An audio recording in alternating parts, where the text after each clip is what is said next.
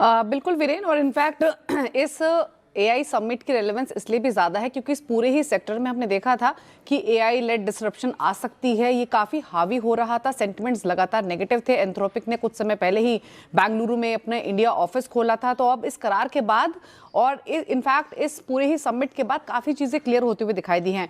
आपने अभी नंदन नीलेकनी को सुना ही, क्लियरली उन्होंने काफ़ी सारी इंपॉर्टेंट बातें कही हैं। जो एक लग रहा था कि शायद एआई की वजह से एक अपॉर्चुनिटी गैप आ सकता है, उन्होंने क्लियरली डिनाई किया। उन्होंने क्लियरली कहा कि पहले के मुकाबले ज़्यादा बड़ी अपॉर्चुनिटी कंपनीज के लिए यहाँ पर इमर्ज हो रही है।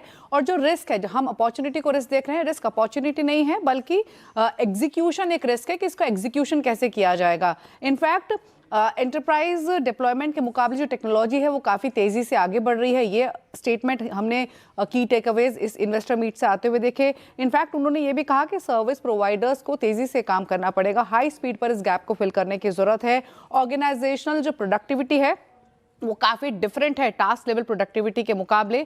जो न्यू बिल्ड एनवायरनमेंट्स है वहाँ पर 15 से 50% तक का प्रोडक्टिविटी गेन देखने को मिल सकता है। तो बेसिकली एआई के आने से या फिर इस करार के बाद क्या क्या पॉजिटिव्स देखने को मिलेंगे, क्या क्या रिस्क देखने को मिलेंगे, उस पर ज़्यादा एम्फोसाइज किया गया है। लेकिन अपॉर्चुनिटी गैप नहीं है, अपॉर्चुनिटीज यहाँ पर काफ़ी ज़्यादा है, एग्जीक्यूशन रिस्क भले ही रह सकता है। इनफैक्ट जो एआई का अपॉर्चुनिटी साइज है वो लगभग 300 से 400 बिलियन डॉलर का हो सकता है बाय 2030। तो ये एक बात कही गई इन्वेस्टर समिट में, जिससे अंदाजा लगा सकते हैं कि कितनी बड़ी अपॉर्चुनिटी यहां पर in overcoming years, over next 4 years देखने को मिल सकती है। और in fact emerging AI value pools, engineering services, data for AI, agents for operations, यानी बहुत सारे ऐसे टास्क हैं जिनको एग्जीक्यूट किया जा सकता है इस ग्रोइंग एआई रेवोल्यूशन के मद्देनजर।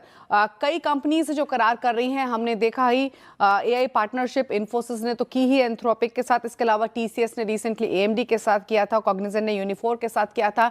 तो यानी टूल्स के साथ साथ प्लेटफॉर्म्स को अगर सही तरीके से कोलैबोरेट किया जाए तो यहाँ पर अपॉर्चुनिटीज बनती हुई दिखाई देंगी। और वही हमने देखा भी इन्फोसिस और एंथ्रोपिक के करार में, यानी यहाँ पर भी जो दोनों कंपनीज हैं, इन्फोसिस का एआई प्लेटफॉर्म यूज होगा, वहीं एंथ्रोपिक का एआई टूल यूज होगा, और तब सर्विसेज बनाई जाएगी ताकि अलग अलग सेक्टर्स को कैटर कर सके। शुरुआत टेलीकम्युनिकेशंस के साथ की जाएगी। तो यहाँ पर इस इन्वेस्टर डे में वीरेन हाईलाइट इसी पर रहा कि क्या अपॉर्चुनिटीज इमर्ज हो सकती हैं, क्या साइज है, एग्जीक्यूशन को लेकर क्या प्लान करना चाहिए। यही कुछ अहम बातें रही इस पूरे ही एआई समिट इन्वेस्टर डे की। जब